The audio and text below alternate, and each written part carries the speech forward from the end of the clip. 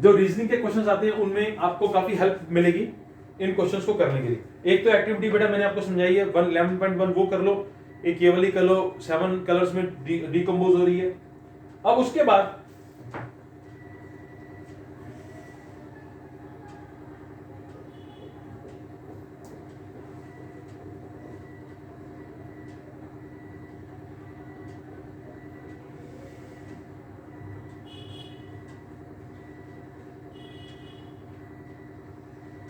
कह रहे सारे के सारे स्पीड, सारे के सारे जो व्हाइट लाइट में देखो बड़े सनलाइट जो होती है वो 7 कलर से बनी हुई है, 7 कलर से। ये व्हाइट लाइट मैं जो एक्सप्लेन कर रहा हूं वो 7 कलर्स की जो लाइट मैं एक्सप्लेन कर रहा हूं वो सनलाइट है, ठीक है। अच्छा जी, उसके बाद है बेटे हमारा अगला topic rainbow, how rainbow is form. बड़ा इंपॉर्टेंट क्वेश्चन है, ये पेपर में आता है।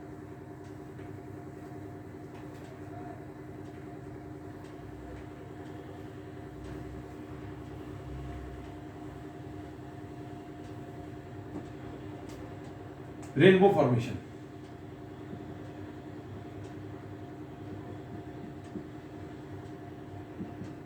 How rainbow is form. देखो बेटे रेनबो में भी यही होता है कि 7 कलर्स में लाइट टूट जाती है। एक्चुअली रेनबो जब हमारे को मिलती है वो मिलती है बारिश के बाद। बारिश जब होती है हमारे हवा में मॉइस्चर होता है, तो जो मॉइस्चर की बूंदें होती हैं छोटी छोटी droplets, they act like prism, वो छोटे छोटे प्रिज्म का काम करती हैं। तो सूरज की जब रोशनी आती है बारिश के बाद, हमेशा याद रखना बेटे सूरज की जहां से रोशनी आएगी मतलब जो रेनबो बनेगी वो अपोजिट टू सन बनेगी, अपोजिट टू सनलाइट। ये सनलाइट आ रही है, जिस पॉइंट पे आई है जैसे ये सनलाइट पे गिरती है, ये सन है और ये हमारी ड्रॉपलेट है। ये ड्रॉपलेट प्रिज्म का काम करेगी। अच्छा एक बात मैं बताना चाहता हूं बेटे, ये एक ड्रॉपलेट नहीं है, करोड़ों अरबों लाखों ड्रॉपलेट्स होती हैं, बहुत सारी ड्रॉपलेट्स होती हैं।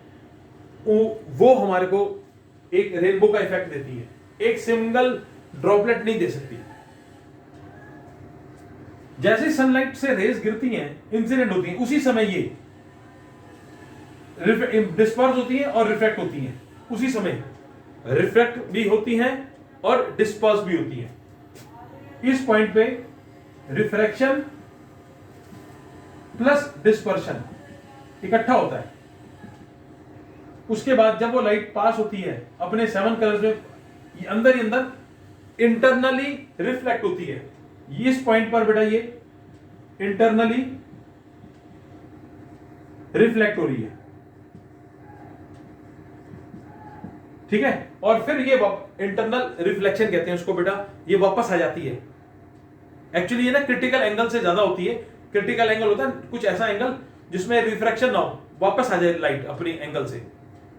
जैसे आप देखो इधर, जैसे ये रे है, ये रिफ्लेक्ट हो रही है, रिफ्लेक्ट हो रही है ना, ऐसे एक एंगल आता है बेटा, इसको ना हम धीरे धीरे चेंज करते हैं। तो एक एंगल ऐसा आता है 90 डिग्री पे ऐसे आएगी, एक ऐसे एंगल आता है कि जिसमें ना थोड़ा सा ये एंगल बाहर निकलने की बजाय लाइट वापस चली जाती है, अपने रिवर्स हो जाती है। उसको कहते हैं बेटा critical angle, more than critical angle. तो उस जगह पर इंटरनल रिफ्लेक्शन होती है, इंटरनल रिफ्लेक्शन। तो जब वो इंटरनली रिफ्लेक्ट होगी तो बाहर फिर निकलेगी, 7 कलर्स में टूट जाएगी, 7 कलर्स में टूट जाएगी। जब ये रिफ्लेक्ट होगी इंटरनली तो बाहर जब ये इमर्ज होगी तो 7 कलर में टूट जाएगी, रेनबो कलर्स में।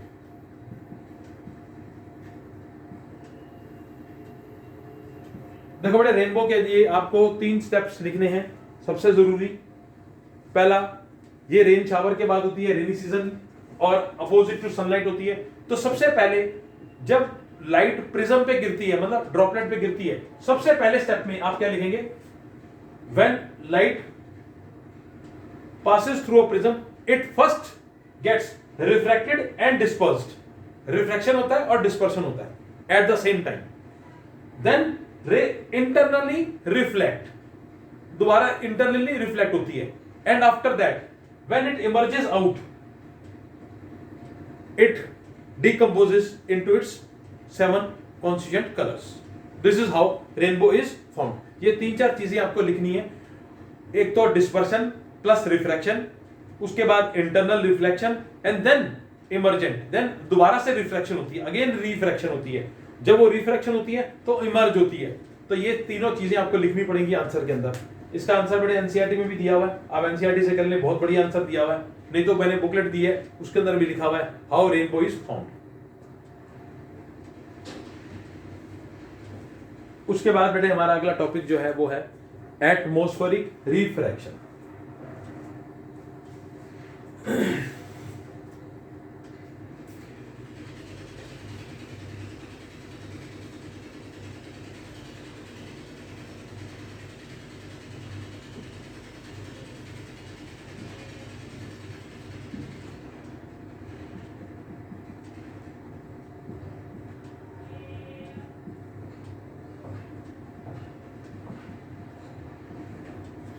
एटमॉस्फेरिक रिफ्रैक्शन,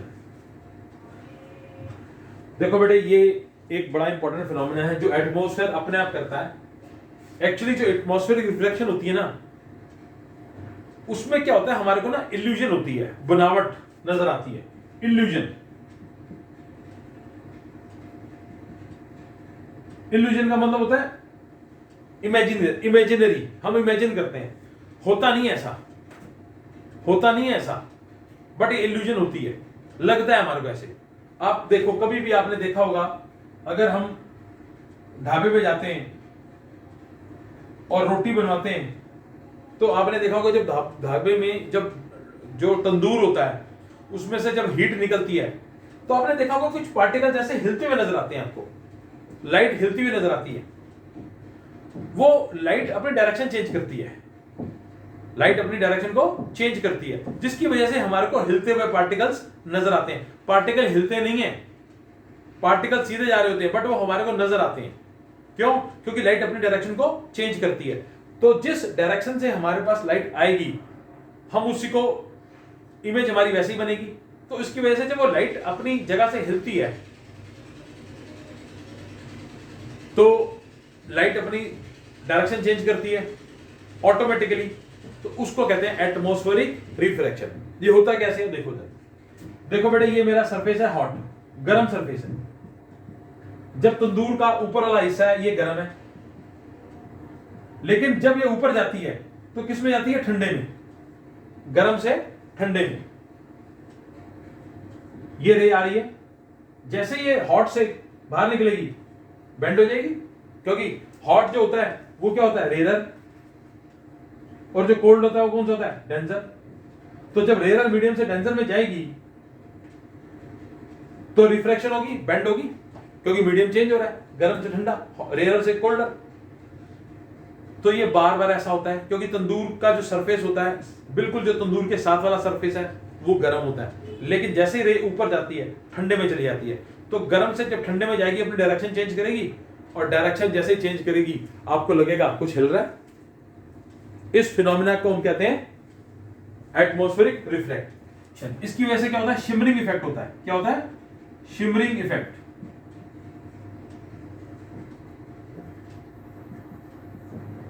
लाइट शिमर करती है, फ्लक्चुएट करती है, ठीक है जी, अपने डायरेक्शन को चेंज करती है, बस और कुछ नहीं है। क्योंकि वो जब वो रेयर से डेंजर, डेंजर से रेयर में जाती है तो अपनी पाथ को चेंज करती है।